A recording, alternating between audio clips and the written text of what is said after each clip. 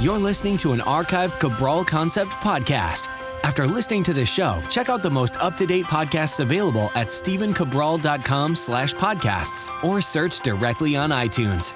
And now, welcome to the Cabral Concept, where board-certified naturopath and integrative health practitioner Dr. Stephen Cabral shares how he was diagnosed at the age of 17 with a life-altering illness and given no hope for recovery. It was only after studying and traveling all over the world did he discover how to combine ancient Ayurvedic healing practices with state-of-the-art naturopathic and functional medicine to fully rebalance the body and re-energize it with life. It's time to discover how to get well, lose weight, and finally feel alive again. And now, here's your host, Dr. Stephen Cabral.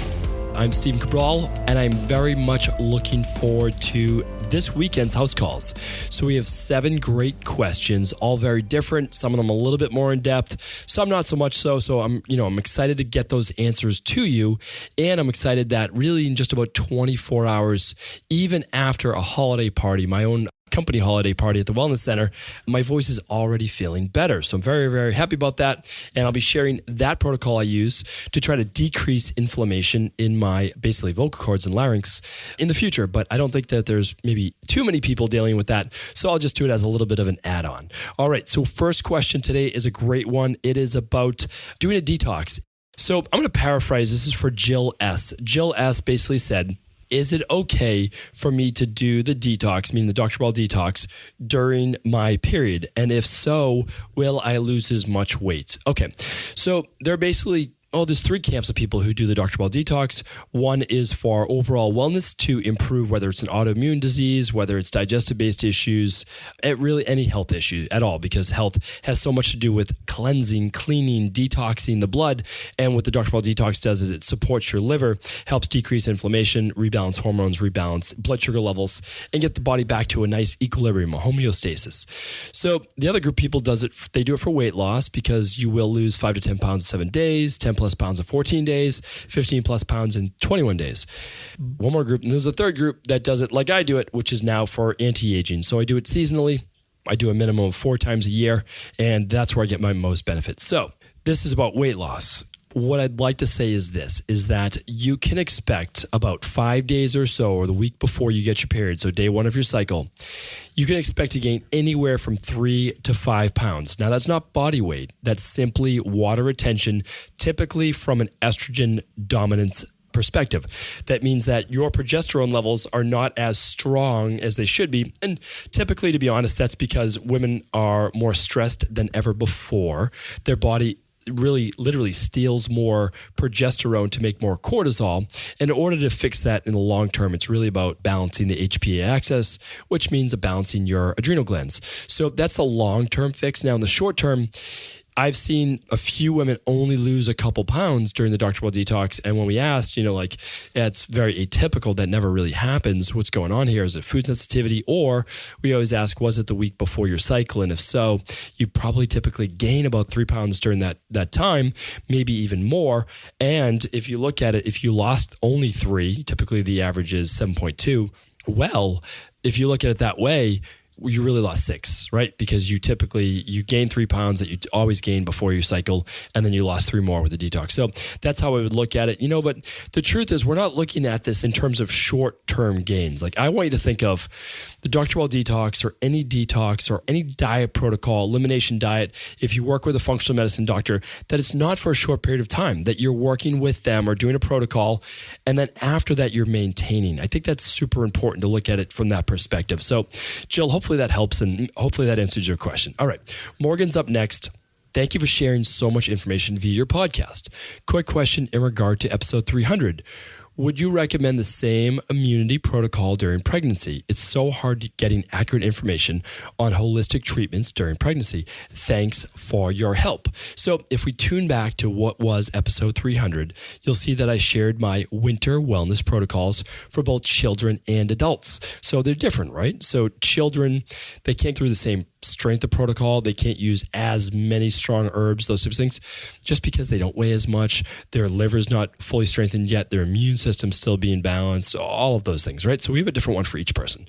Now, and simply go to episode 300 for that. So you just go to stephencabral.com/300 or /podcast, and you can see all the previous podcasts.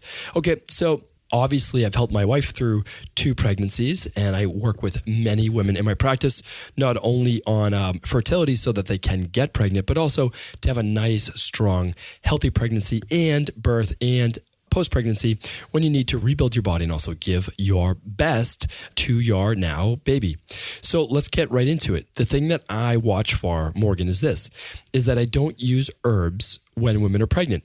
It's not that you can't. It's just that in my practice, I'm more conservative in that way. To be honest, I just don't need them. So what I use them as a protocol, if it was between herbs or antibiotics, what would I use? Of course, I would use certain herbs, right? So what I'll do is this. Can I use some echinacea? Yes, but I don't. I don't use that during pregnancy. I boost up. So women I work with are already doing a prenatal vitamin, which I don't have that on my website in the online store yet. If there's a popular call for it, I'm happy to put it up there. It's just I try not to confuse people with too many items. It's just kind of the essentials that you can't find in a lot of other places. So you're taking a good prenatal, right? But then when you're feeling like you're getting run down, I ramp up the vitamin C. I find that's very, very important. I will also do things like extra zinc. That's one thing that I do like, and we'll give a little bit more of that as zinc lozenges as well. I will use if it's sinus-based, a grapefruit seed extract nasal spray. I'll use a neti pot for sinus-based issues as well. What will I do? I could do some apple cider vinegar with some raw honey, so you could use that protocol. I can use some greens, not too much greens, not too detoxifying, but some. And then I would also, nutritionally, I would add in a little bit more berries, a little bit more things that are detoxifying and immune boosting, not from a heavy perspective. I would take out all the dairy. I would take out all the gluten. So it's hard for me to give you everything that I would give, if you were pregnant, but that's my overall general recommendations are go lower on the herbs, start to ramp up the vitamin C. That's going to help tremendously. Then we're going to ramp up some of that zinc. And then, if we need to, then we can look at things like thyme and oregano, additional grapefruit seed extract. We can look at elderberry, so there are more items, but I just don't think you'll need it. And so, Morghan, if you ever do though, honestly, just email our office, email me. We'll get back to you. We really will. We want to help people. And so that's our mission. That's our job. And we absolutely will help you. All right. Jasmine's up next. What protocol should I start for my parents age 68 and 73? They have been on Omeprazole for decades. So Omeprazole, it's like Prilosec. So it's a proton pump inhibitor. It's called a PPI, and it keeps people from producing stomach acid. So then Jasmine goes on to say, I need to convince them in dietary changes, and if possible, I would like to suggest what supplements I should order from you for them. Both of them have had their gallbladders removed years ago, but have not been concerned about any changes in diet. Okay, so for someone to have an organ removed from their body, like a gallbladder, and for them not to be told that they should use a supplement like ox bile is, I don't know if that's malpractice. I feel in the future it probably should be. It's something that's very, very important. It's also really important if you have your gallbladder removed is that you're going to want to make sure that you're taking something like psyllium husk or a constipation protocol if you are constipated. There's a huge issue here. Okay. I can't prescribe I hope everyone listening to this knows that I want to do my best to help you, but I can't prescribe an entire protocol when I've never met with someone. It'd be unethical of me. I really do feel that way, but I do want to help. I want you to understand the circumstances here. Okay. Your parents have probably been on a Prilosec or PPI for 20 years, right? They've completely shut down their stomach acid, and now they're most likely not even producing bile. So they're not able to properly digest protein, especially meats, and they're not able to emulsify and break down fats because there's a lack of bile. So their intestinal tract is not going to be in an ideal place, right? Well, what do they have? They don't have anything left. How are people supposed to digest food? How are people supposed to, stay healthy? It's unbelievable. I can't even understand this, that we just pull things out of people's bodies. We don't do anything to rebalance, but it is what it is. So here's what we have to do. Jasmine, let's first start with dietary changes, right? So I want your parents to go on a lower meat-based diet. they have to stick more to fish, maybe some eggs, things that are much, much easier to break down, things that pass what I call my fork test, because they don't have any digestive strength. So I might look into using a little bit of ginger tea as long as that doesn't upset their stomach. I would absolutely use a digestive enzyme. So the one I use is called Daily Digestive, and that's on our online store at stephencabral.com/store. So you can check that out. That would be a huge help with meals. So any whole food meal, they would do that. I would absolutely have them follow my smoothie protocol in the morning, which is the greens powder, the berries, the fruit, the blueberries, and the all-in-one powder. So now they have to digest one less whole food meal, so it's less taxing on their digestive system. And if they'd like, they can begin with the Clean Gut Probiotic or the Daily Probiotic Support.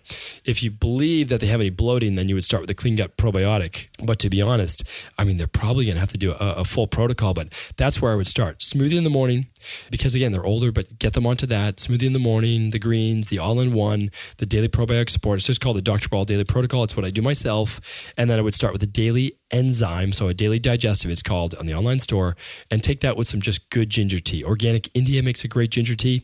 Traditional Medicinals makes a great ginger tea. That's a very good start. Start to cut down. Remember, it doesn't matter whether you believe animal protein is good for you or not. That's not the discussion here today. The discussion is this. Even if animal protein is the greatest thing in the world, if you can't break it down, it's only doing harm. It's only fermenting. It's only putrefying in your gut. And Jasmine, also make sure that they're not constipated. All right? If not, do the constipation. If they are, do the constipation protocol. All right, Justine is up next. So Justine asks, my friend got me hooked on your podcast and I love them. Thank you, Justine. And thank you to your friends. I struggle with mild acne, but to me, it's severe. Every time I get a pimple, it leaves a mark, even if I don't try to pop it. It looks like I have a chicken pox. I live a healthy lifestyle, weight train, do cardio 6 days a week, maintain a healthy diet, but definitely have my cheat days. I swear no matter what I've taken, birth control, she goes on to name some other medications she's on, skin treatments, nothing works successfully. My acne never fully goes away, and I'm at the point where I'm so self-conscious I don't want to go out. I'm headed down the Accutane path. I don't want to do that, but I feel as though I'm at a loss and I want results. Please help. What do you suggest? How can I get healthy, glowing, no marked skin without taking an intense drug? Thank you in advance, and sorry this was so long. No problem, Justine. It is our last question of the day. So here's the thing with acne. Honestly, I know this is going to seem super simple, and I'm not trying to oversimplify this. Acne is honestly dirty blood where your liver is not properly detoxifying. The other caveat to that is it absolutely can be food sensitivity or estrogen hormone dominance. And I talked about that a little bit as well. Those are the major things. I mean, they really are. And I see acne in my practice all the time. I see adult acne. I see teenage acne. So teenage acne, it's a combination of everything, right? Adult acne, there are food sensitivities, there's things like that. But I'm telling you this, Justine, my recommendation is this. Here's the simplest thing you could do. And of course, only if you're up for it.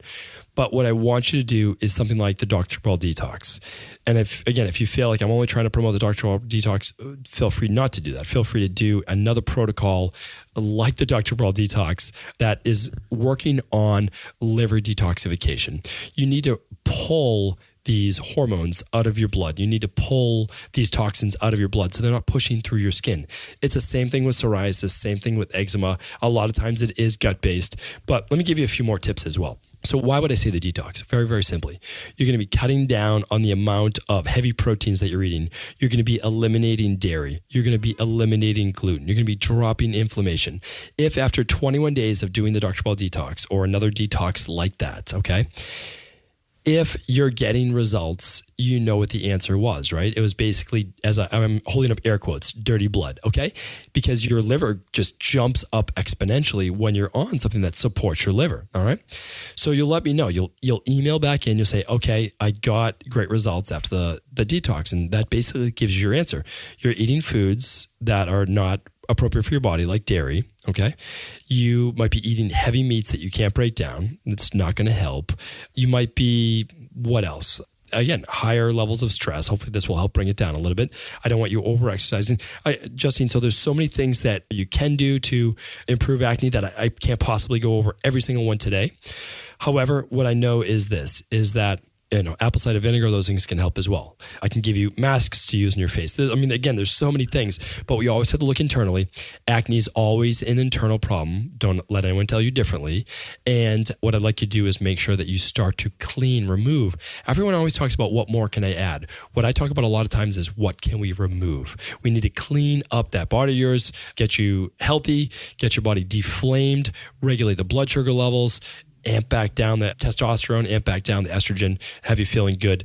Let me know. I mean, I really do want to hear your answer. So if you can, do it for 21 days. Again, okay, I mean, it is what it is. It's the best thing that I know for you, and so that's what I'm going to recommend. But also, it doesn't cost more than a week's worth of food anyway, so it's the same exact thing. I want you to get results. I want you to try that 21-day, and I want you to let me know how it goes for you. Thank you, everyone, for tuning in to another Cabral Concept, and I'm going to be back tomorrow answering 3 more of your questions. Take care. Did you know that the body really only becomes sick or imbalanced in only 2 ways? Over time, you become deficient in vital nutrients, and you also accumulate toxins internally and from the environment. As those nutrients diminish and you increase your total toxic load, your body then begins to show the first signs of dis-ease. It's actually quite predictable, and the good news is that if we know how you began to fill up that proverbial rain barrel, we also know how to empty it to begin the healing process. I was fortunate enough to learn this ancient healing process from my mentor after suffering from debilitating diseases for close to a decade. It was only when I began to implement these techniques did I finally overcome my illnesses and go on to live a life of energy and vitality that I now enjoy. I'd like to share with you now what I discovered after traveling all over the world and how to combine the best of ancient healing wisdom with state-of-the-art science. Allow me to teach you exactly how I've been able to help over 250,000 people to empty their rain barrel and begin to transform their body and lives into what they've always hoped they could be. To get your copy of the international bestseller, The Rain Barrel Effect, simply go to stephencabral.com/rainbarrel.